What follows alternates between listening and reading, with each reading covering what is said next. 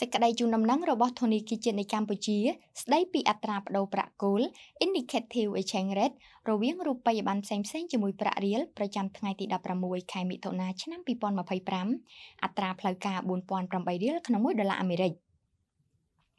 1ដុល្លារអូស្ត្រាលីទិញចូល 2,602 រៀលលក់ចេញ 2,628 រៀល1ដុល្លារកាណាដាទិញចូល 2,944 រៀលលក់ចេញ 2,973 រៀល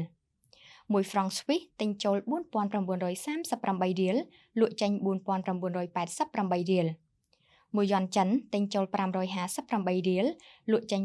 564 រៀល